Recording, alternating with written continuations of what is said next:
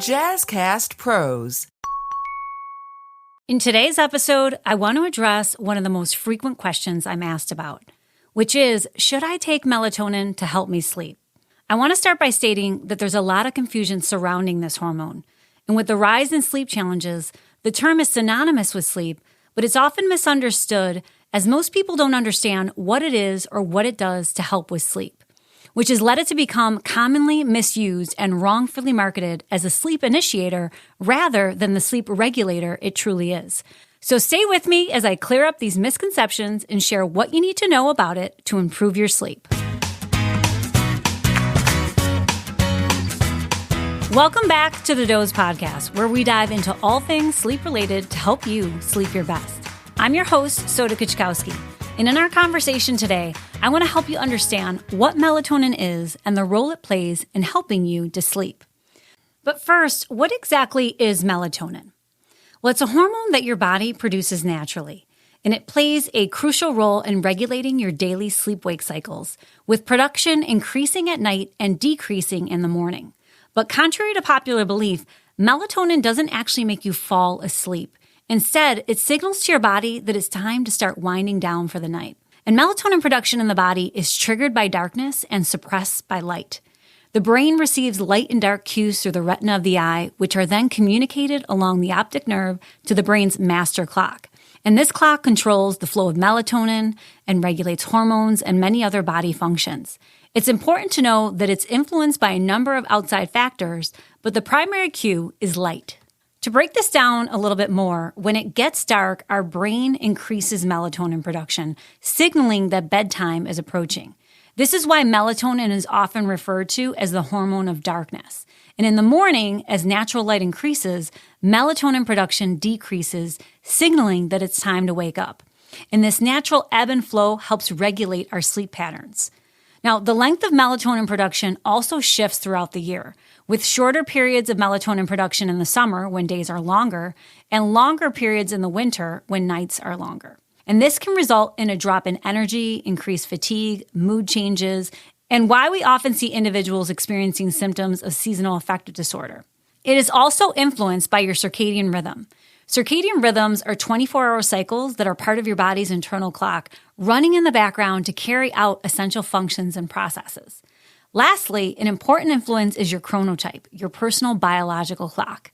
Now, you may be familiar with chronotypes in terms of, early riser and night owl. Early risers are more likely to have earlier onset of melatonin, whereas night owls have a delay in production.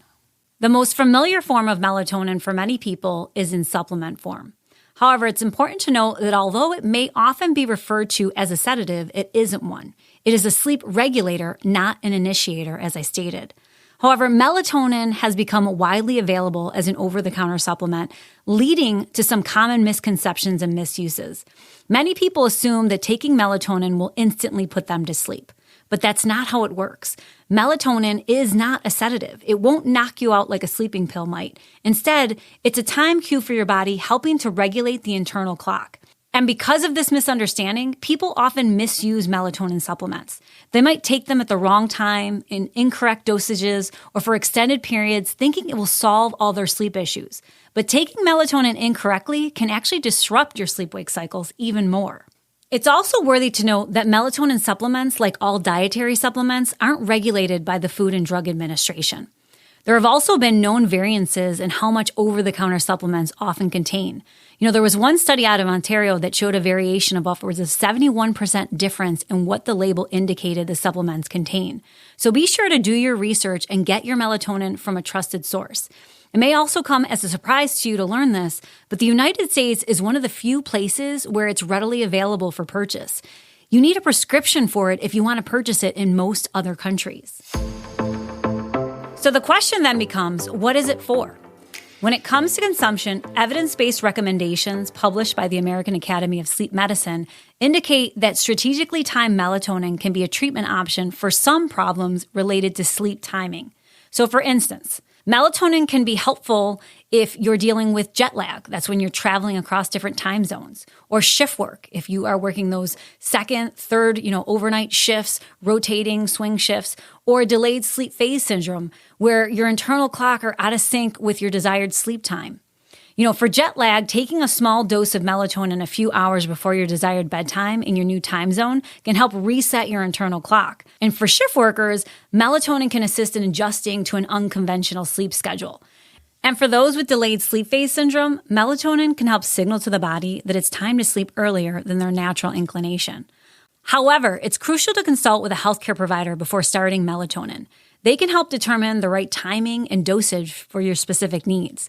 Generally, lower dosages of melatonin are more effective and carry fewer side effects.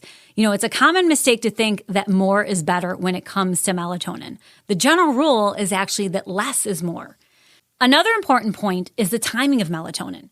Taking it at the wrong time can help throw off your circadian rhythm even more. Ideally, melatonin should be taken about 30 minutes to an hour before your desired bedtime. And if you're trying to shift your sleep schedule earlier, you might need to take it even earlier in the evening as advised by your healthcare provider. What you need to know is that melatonin is not a cure-all for sleep problems. It's a tool that can help regulate your sleep-wake cycle, but it won't fix underlying issues like poor sleep hygiene, stress, or medical conditions that interfere with sleep. For many people, improving sleep habits like maintaining a regular sleep time, creating a relaxing bedtime routine, and limiting exposure to screens before bed can have more of a significant impact on sleep quality rather than taking melatonin. Which brings me to ways to take it. First, in pill or edible form. Melatonin needs to be metabolized, which can affect how well it works. Other sources include topical application, which can be beneficial as there are melatonin receptors that regulate skin function and structure. Our skin is our largest organ, so it's a quicker way to get it into the system, but be cautious of what else could be included in creams or patches. And if you do take supplements, be aware of the side effects and interactions. When taken incorrectly and at high dosages, it can lead to a number of side effects such as dry mouth, headaches, dizziness, daytime sleepiness, irritability, and short-term depression. It should not be used by women who are pregnant or breastfeeding. It can also interact with seizure medications, antidepressant medications, beta blockers, high blood pressure medications, and birth control. And although the Mayo Clinic has shown that short-term use of over-the-counter melatonin is generally safe, it isn't known the complete effect it has on your body's ability to produce it on its own if supplements are misused. I know it's also a common ingredient in many sleep products, including drinks and powders and even gummies, but in most cases, you don't want to be mixing sleep supplements together before understanding what is causing the sleep disruption in the first place. Also, many of these products contain sugars and additional ingredients that can actually make your sleep problems worse. Last, a good thing to know is that you decrease melatonin production with excessive caffeine, alcohol, and nicotine use, which can lower levels in the body. But there's a simple and effective way to boost it naturally in your system to help reset your sleep-wake cycle, which I mentioned early on in the episode, and that is light, specifically the regulation of light. Exposure to or limiting light can suppress or help you produce melatonin at the appropriate times for your individual needs. This is why natural light is so important. Getting just 10 to 15 minutes of morning light is equivalent to 4 to 6 hours of afternoon light. It works as an on switch to help your body become alert and get different processes in your body moving for the day. Specifically producing serotonin, which we need in order to produce melatonin later at night. And if you get up early in the morning before the sun rises, you can use a light therapy lamp. You just want to make sure it has at least 10,000 lux to emulate the spectrum of the sun. It's also important to take in natural light between noon and 2 p.m., remembering to leave the sunglasses off as it's important to receive that light directly to the eye. Lastly, you want to avoid blue light that emits from your devices like your smartphones, televisions, laptops, and computers at night, as just 1 hour of smartphone use can delay production by up to 3 hours for some. But everyone does have a different sensitivity to blue light, so results do vary in the research. But if you're someone who has trouble falling asleep or staying asleep, paying attention to light regulation can be a complete game changer when it comes to your sleep.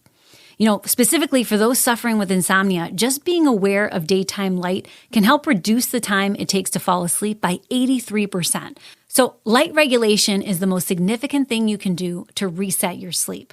There are also a few tools that you can use to help set the right lighting in your home, specifically your bedroom, to help promote melatonin production, including light dims, which are the little Klingons to cover up lights from TVs and alarm clocks, an amber bulb for your nightstand, which can help you relax and send signals to your brain to help with that melatonin production, an amber nightlight for the hall and bathroom. So if you get up to go to the bathroom, it's not going to disrupt your sleep pattern. You'll be able to fall back asleep.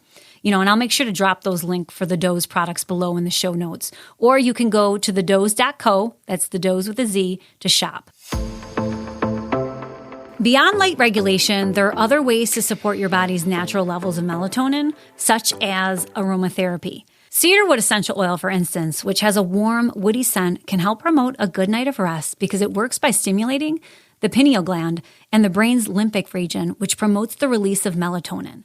And this helps you fall asleep, improves your sleep quality, and makes you feel more energetic the next day. Your diet and the foods you consume can also help boost your melatonin levels naturally. Cherries are one food known to be naturally high in melatonin. There was one study specifically that looked at Montmorency cherry tart juice and showed that it helped individuals sleep deeper and longer than traditional melatonin supplements with just a small shot of it before bed. Other foods that boost it are those that are part of the Mediterranean diet, including grape seeds, tomatoes, bell peppers, walnuts, and kiwis, even bananas. It can also be found in olives, rice, barley, and strawberries. So there are a lot of other ways to boost it naturally in your system other than taking it in an unregulated supplement form. The thing to know is that melatonin is a powerful tool for regulating your sleep-wake cycle, but it's not a magic bullet for sleep problems. Understanding how it works and using it appropriately can help you make the most of this natural hormone. Remember, it's always best to consult with a healthcare provider before starting any new supplement and to focus on creating healthy sleep habits for long-term sleep success. I hope after our conversation today that you're now better informed about how melatonin works and how important it is to regulating your sleep. And I hope you choose to prioritize your sleep by thinking about the small conscious choices you can make during the day to help to support your natural production of melatonin at night. As always, thank you for listening. Until next time, I'm back every Wednesday with a new episode, ready to empower you to take control of your sleep. If you've enjoyed what you heard, please subscribe to the Doze Podcast with a Z. I still have lots to share with you as we work together towards creating solutions around your unique sleep challenges and needs.